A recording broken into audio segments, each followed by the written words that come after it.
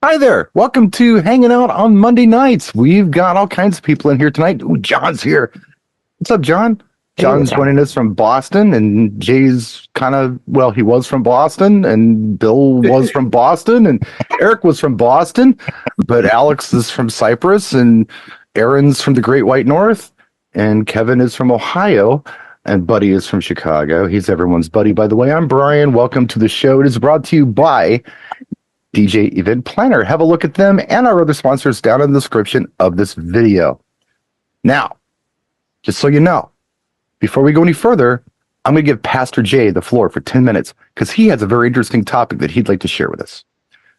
I yield to the gentleman from Boston, Temecula, wherever he's from this week. This week, Temecula. Thank you. Thank you. All right. Yeah, I gotta say, because I am involved in a lot of social media on a corporate level, and a lot of people will send me photos and content, and it's not good. And I think we need to leave the block photos. If you want to show your setup at an event or a venue and you go, snap, there's my setup table, speakers, lights, perfect.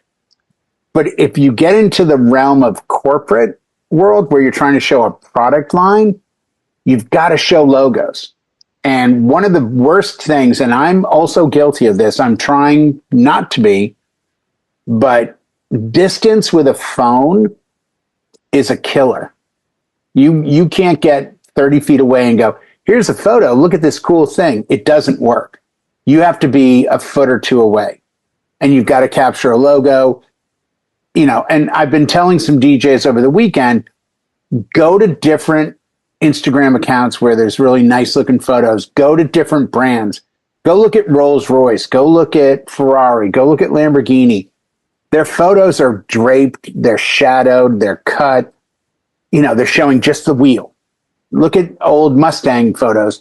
They're not just like, here's a Mustang. It's like, here's a cool angle. Here's a shadow. Here's water on the floor. There's a lot of different ways to do it. But as DJs, I think we view the photos as last in line, and it's becoming more and more of an issue for us in the social media realm. It's visual. But the problem has become your photo is competing against a video. 5, 10 years ago, it was a photo to a photo. Now there's Instagram Shorts, Reels, YouTube Shorts, TikTok, Facebook Reels. We're being barraged with video. And I think we need to kind of up our game as individuals and really start focusing a little more on, if you're going to take a photo and post it, don't get stuck in the box of symmetry of like, here's a square, I took a photo, it looks good. Get angles, bend down, come over, get close, especially if you want to capture logos, because manufacturers, I promise you, this is the 100% truth.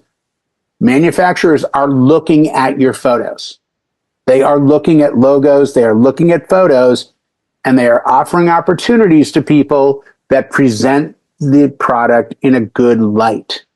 So take 10 minutes in one day and go look at some great photos and then try to replicate them. But understand distance is a thing. Nighttime light is a thing.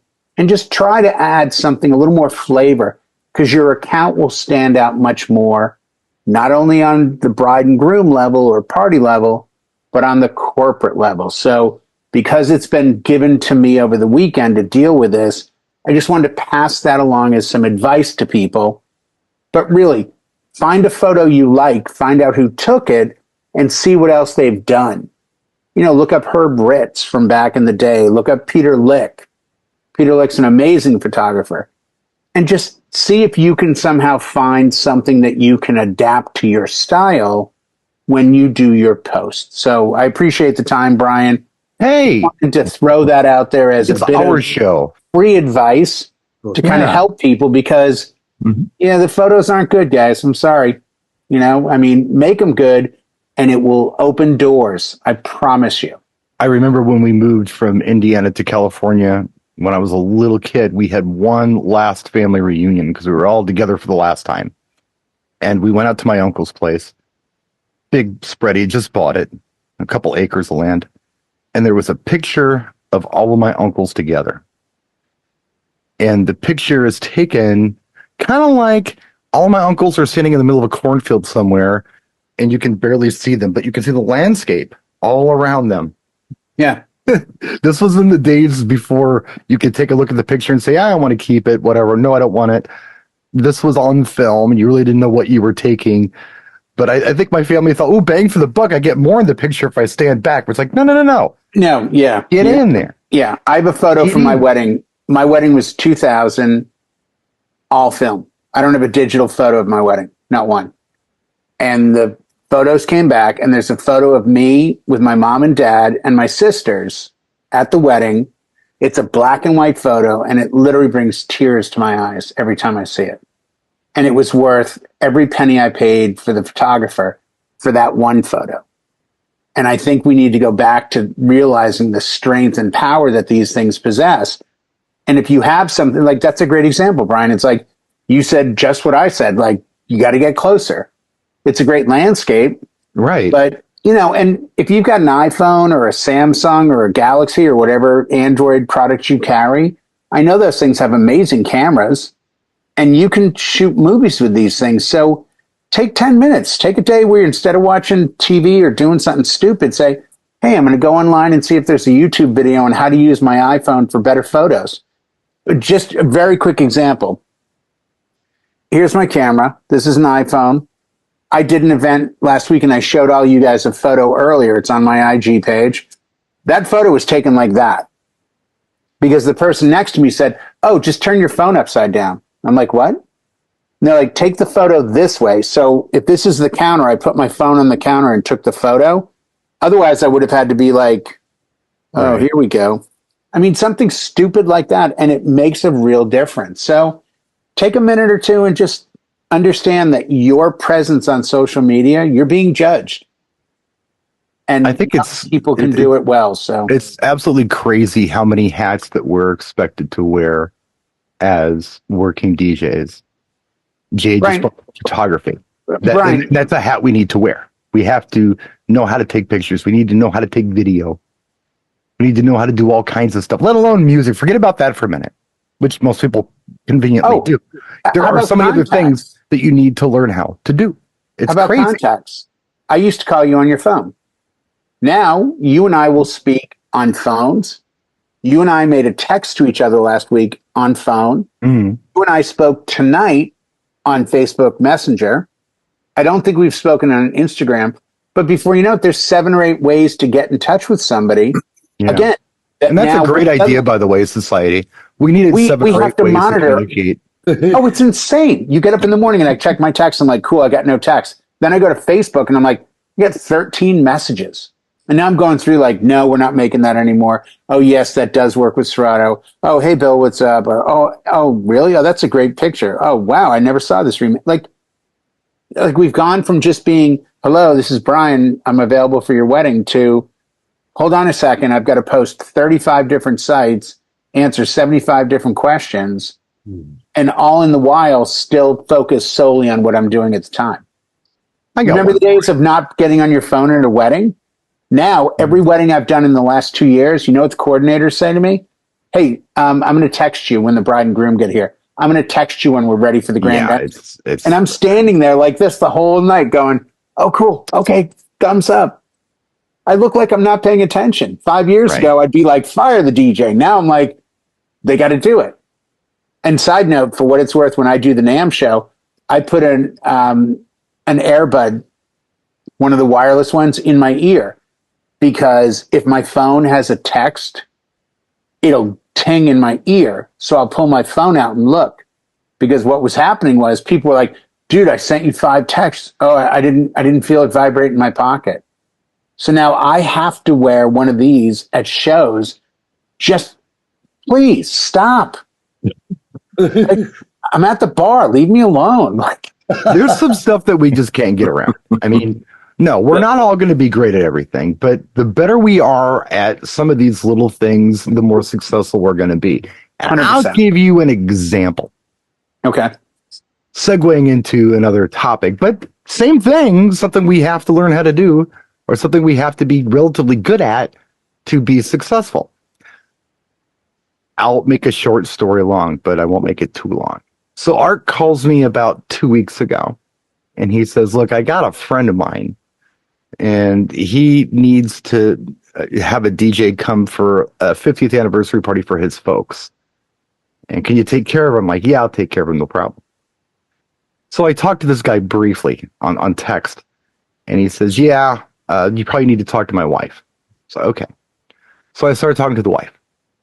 Turns out mom and dad are from Argentina and they're in Argentina right now, but they will have been married 50 years at the beginning of May, which alone is an accomplishment. Congratulations.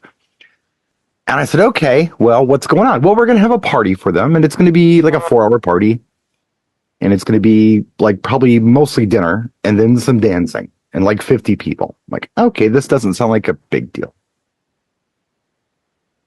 And then she says, okay, when they get back from Argentina, they'd like to meet with you and discuss this party.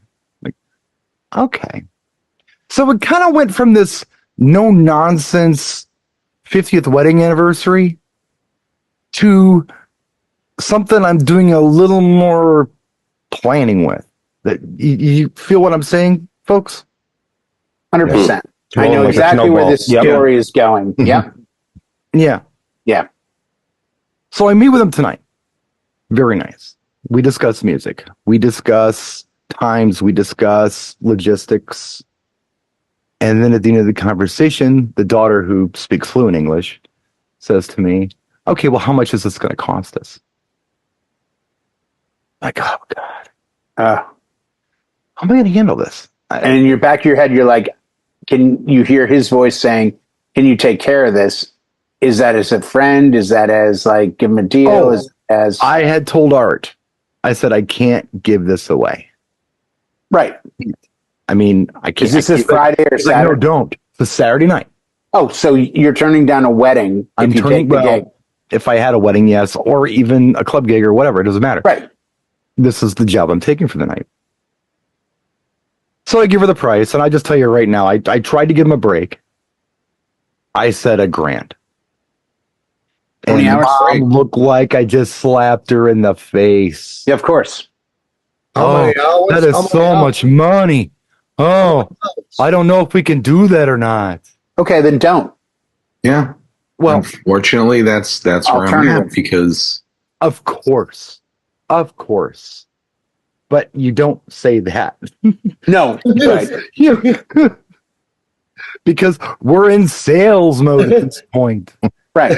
I'm thinking in my head, I gave him $400 off of what I was going to normally charge. Right. Mhm. But I'm looking at this lady in her late 70s. Yep. Oh, man. So, And then you're hot. Yeah. and she's bulking at this, and the daughter's like, whatever you want to do, Mom. And I'm thinking to myself, oh my God, we went through all this crap. I did all this crap, and they might just walk. Well, if they do, they do, whatever. So I look at her, and I say, And you're Listen. going to say it in Spanish too, I bet. no, I spoke all English. I said, I know it sounds like a lot, but I promise you I'm bringing you a quality product. Yeah. Have you ever been to a party where it was too loud and it hurt your ears? Yeah, I hate that. I'm like, you won't have that at this party. No. You'll be able to talk to each other and you'll be able to dance and feel the music. Oh, that's great. You ever been to a party where the lights are just going crazy and shining in your eyes? Yeah, I hate that. You won't have that at this party. I promise you, I'm going to bring you a quality product. Everything from the music to the setup to the sound to the lighting, it's going to be all pleasure, no pain.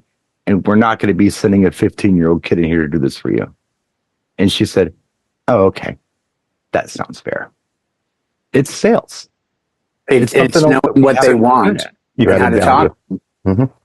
You spoke was- their language. I was just curious if anybody else had any input on this. I mean, some of you run into this, and I understand it's very easy for us to say as a collective, well, you can take it or leave it. But We never that's do not that, what though. really happens in the meeting. No, it never happens. It happens on our It head, does not. but it doesn't happen in the meeting. How are we handling this tactfully and successfully with those particular clients? Like I said, this time I'm dealing with a woman from Argentina in her mid-70s. Yep. We all have unique clients. Anybody have anything they want to share with us, or some techniques or some situations that they've had with something like this and a way they've handled it successfully?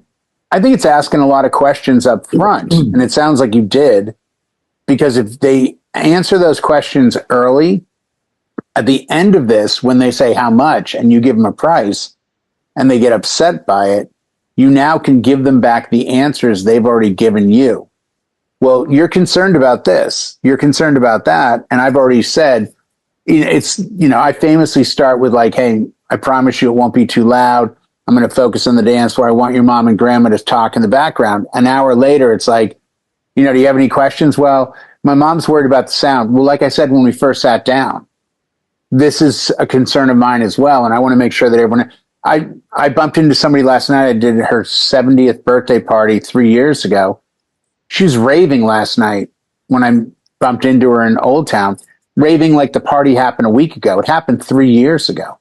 She can't wait for her 75th birthday because she's hiring me for that to do the next party, because everything we talked about before her party came true.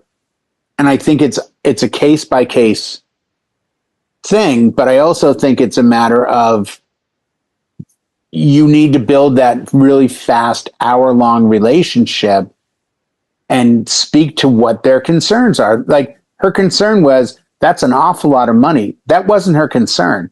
Her concern was, I want the right person to do this party. I want this party to go smooth. I want this to be a great celebration. I hate when I hear, well, you can hire a 10-year-old for half the price and they're going to ruin it. Don't scare your clients. Don't play off of, I'll tell people all the time, weddings, retirements, birthdays, you only get one shot at those. You want this to be the best possible party ever. You're not doing another one of these ever again. Are we going to do a show of that's hands, true. or do I just have to pick on people individually? Because I want to go to Alex, So- really bad. But I can go to One of Bill. the other things is, though, and you got to kind of let your client know in one way or another, the biggest price you're going to pay for this party is regret. You can't get that back. If you regret hiring the wrong person, you regret doing the wrong thing. Yeah, this guy might have been 1,000. This guy was 600. I went with the 600, and I regret hiring him. You can't get That's that a really back. good point. That's a really good point.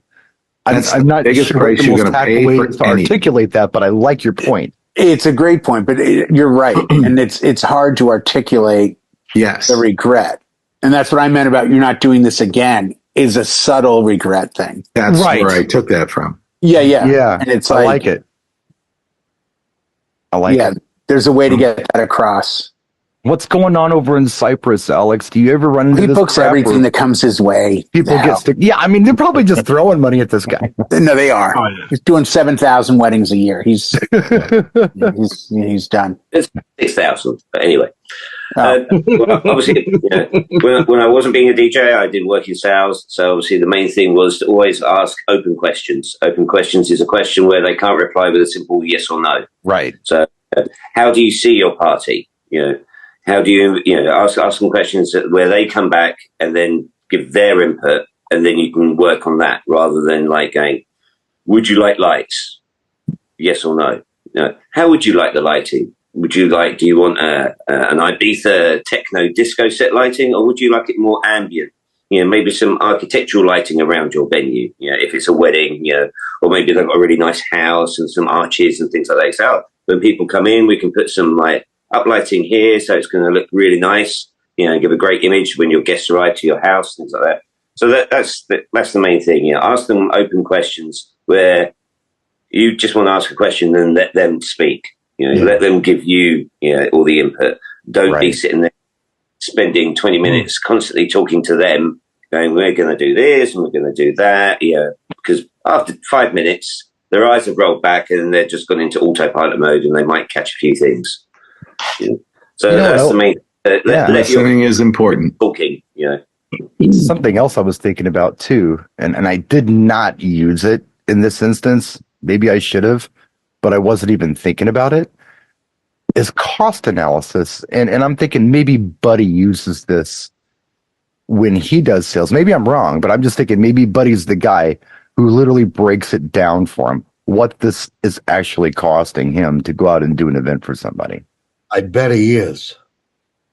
Am I one wrong? of the things when Tracy and I talk to clients about a wedding, and when we're talking about price and stuff like that, is what is the big difference? And yeah, cost is part of that, and we explain to them, everything that we're doing for their day, and kind of like what Bill touched on is, yeah, you kind of bring it up a little earlier on in the conversation, is that you don't want the regrets. Well, if again, you hire someone who is or who has a great experience in the area, it's kind of like going to a doctor. If you go to a doctor, you go to a specialist, and they're going to work on your knee, your elbow, your arm, whatever it is.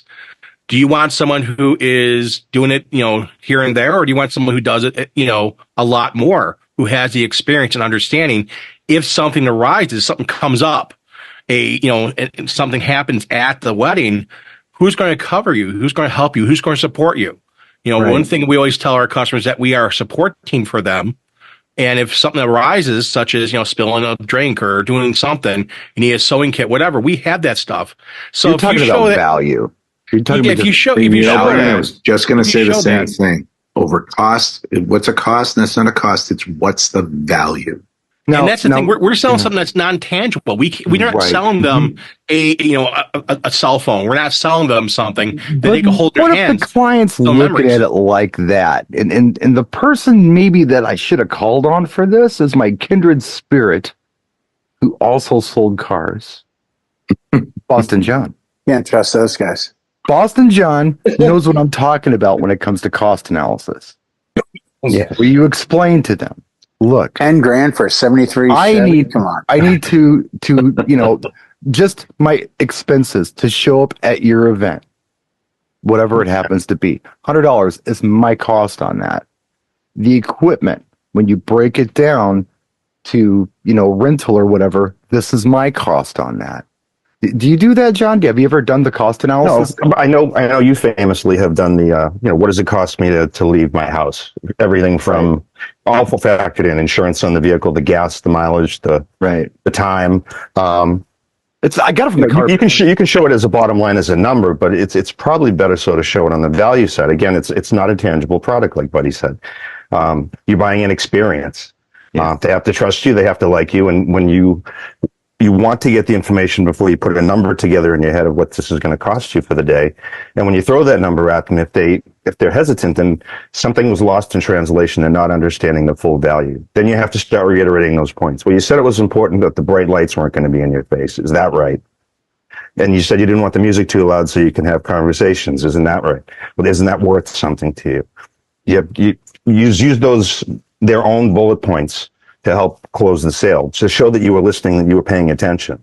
Whereas someone else will say, I'm going to come in and play my own music, and I don't care if you see what the lights look like or not. Show that you're invested in it, and that it's a time. Yeah. And the expectation is for you to put the proper show together, get there on time, set it up, deliver the experience, and take it all away, and they don't have to think about it. That has a price, and it might be a little more than the $600 guy. Kevin, what you say? What do you have on this? You've got to have something to offer us. Yeah, you. Oh, You're okay. Yeah, You're part of I it. didn't hear the word Kevin, You're one sorry. of us. What do you got? I didn't hear the name Kevin. I was like, I'm sorry. Like it must have skipped or something. I go at it like, years of experience, which translates to, knowing better, doing those things that you were talking about, making sure the lights are here. If I need to add supplemental sound further down into the venue that brings that level down to a more moderate level, maybe turn them then off when I'm into the dance portion. Those are all things that I tell them, with the experience of years, translates to knowing better wrong from right. And a new guy that's charging less might not know better. Yeah. But if he watches this show, he will learn. You would hope. Yes. You would hope they would. Absolutely. Yeah. An experience can be rated as a couple of things. Is it 20 years of experience or 1 year repeated 20 times? Yeah, and I will also make the argument that I will have been in this business for 40 years this year. And I don't think that's a selling point anymore. I agree. I think if I told You're on the somebody, wrong side. yeah, I've been a DJ for It's 40 a years, turn off they're now. like, who the hell are you, Wolfman Jack? Get out of here, man. You're older than my grandparents. Well, I don't know. You've been I in think this for so some long. older I said, people- yeah, the Last Supper was good, but the resurrection that really rocked. Right. Really rocked. You The other don't thing- want any Glenn Miller at this gig, okay, pal? The other thing I like to emphasize the fact that I've been around multiple DJs, so I've taken bits and pieces of knowledge I've gleaned from them to incorporate the man I am. Some of the things I like from that person, some of the things I like from that. Yeah. I physically love going out and seeing other people how they do their Yeah. show. That's Never stop one of the learning. things- Yes, that's one of the things I would love to be able to do more of. But some I think are very guarded on what they do because they feel if they give that information out, then what sets them apart? Yeah. So in some ways, you're creating a McDonald's if everybody's doing the same thing. You're right. Not quite exactly because not everybody's the same person. So your personality is still going to shine through. But if you're doing the same, I'll call it shtick, then, in some ways you could become sort of not unique anymore. And- Aaron, what do you say in Canada? Exactly where Kevin was going with that. I had a potential client approach me on Saturday night, and he said, "Yeah, everything looks great. The sound is really good, and it's all good." He said, "The music's just not really, not really my thing." He said, "What can you do?" I said, "When we sit down, I'm going to tailor the day to your taste. I'm going to sit down with you and your fiance. We're going to go over everything to make sure it's exactly the way you want it." I said, "Tonight there was some weird stuff. It was a 420 wedding that we did. So there was a couple of weird songs that were played, and it was stuff I personally hadn't heard before. And it was Play basketball, Jones? like an old Dominion track completely done in meow by a cat. Nice. Yeah. So it was out there. It was fun. Everybody had a really good time, and they were outside a lot. So the dance floor was only half full for most of the night, but I understood why. It was their celebration, and it was a good time. We got good review at the end of it, and so I sit down and I tell them, like, with me and an advantage of going with it, and the prices might be a bit higher, but what we're going to do is when we sit down, I'm going to get to know you.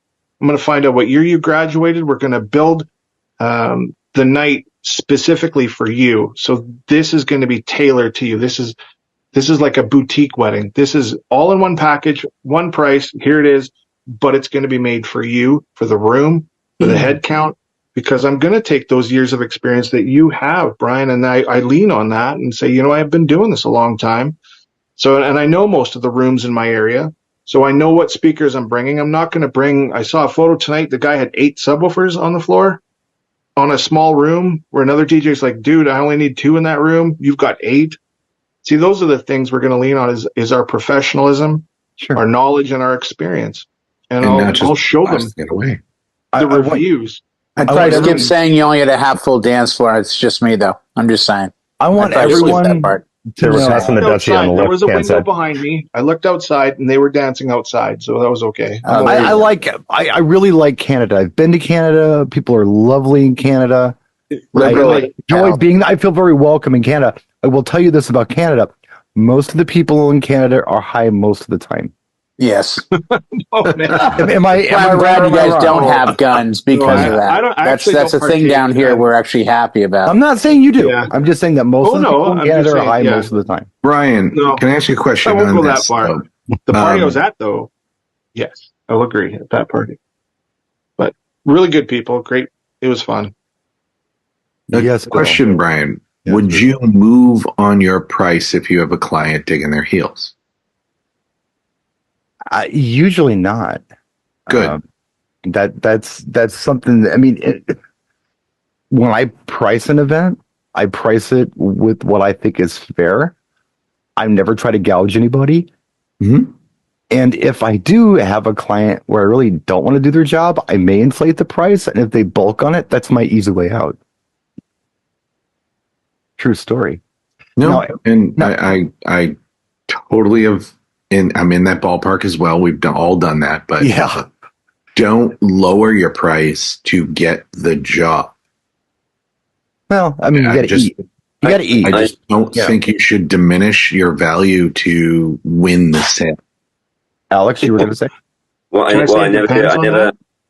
I never reduce my DJ price. However, to clinch the deal, I may give them an upgrade at a lesser price. Correct. So Throw one up. I'm never discounting the DJ aspect. You know, the bulk of the package, shall we say? You know, however, I might say, you know, you have a nice venue. You know, I tell you what, you know, I can do you the uplighting. I can give you X amount off. You know, that way I'm making more money. You know, because you know, at the end of the day, uplighting's uplighting. It's not, running costs is negligible. You know, so you're Already there. upgrading, Yep. but at the same time, the customer feels that they're getting a discount. I'm having a feeling that if I am somebody in a client meeting with Eric and we've gone through the whole spiel and Eric gives the price and the client says, "Ooh, that's a bit much," he's just going to look at him and say, "F you, pay me."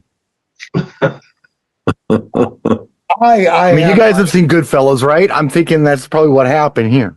I have my people do that. Oh, they call them concierges. I'm thinking Eric starts laying out the plastic on the floor. Yeah, And bring some to the shed. Let's talk about the price. I'm too busy digging the hole in the yacht. All right, Come on, you're not past that point yet. Come on, all right. No, I still got to dig. that's the bad management. I thought Eric's going to say, like, are you going to get in the trunk or do I have to put you in the trunk?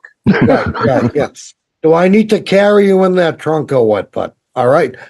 No, listen. I'm gonna put a whole new twist on this right now, and you guys All right. may hate me for this. We And if- hate you anyway. Right, ahead. that's what I'm saying. It don't matter. But doesn't matter. try the clams, everybody. You already hate me, right? So, right now, and we all know it. We're all human. Everything is gone up from the price of gas to the price of food. To Oh yeah. everything. to the paper you print everything on. Right. Everything but wages, people wages, and right now, let's just say if somebody went with the $600 DJ, that's a big gamble they're taking, right? It's a gamble. It's a gamble at this point. Yeah, it could go well, it could not. Right. And I got an example, and it has nothing to do with DJing, but I'm a big fan of the barbecue Frito corn chips, right? Okay. All right. No, but listen, hear me out. My wife went to the Dollar Tree the other day and she brought some wacko brand of the same product, but it didn't have Frito's name on it. And she goes, "Look, I saved $3." And you know what? Wasn't so bad. So that wasn't a bad gamble. So if you look at it at the client's point of view at this point, I'm just saying, Yeah. sometimes they may Benefit be from okay if they spending took a less. gamble. Right. They may benefit from the gamble, but it's not going to happen all the time. That's my point. Well, pretty much killed what we all said. Thank you, Eric. No, I understand what he's saying. No, I but will say, wouldn't risk go it. back I to wouldn't what risk an Jay event. said.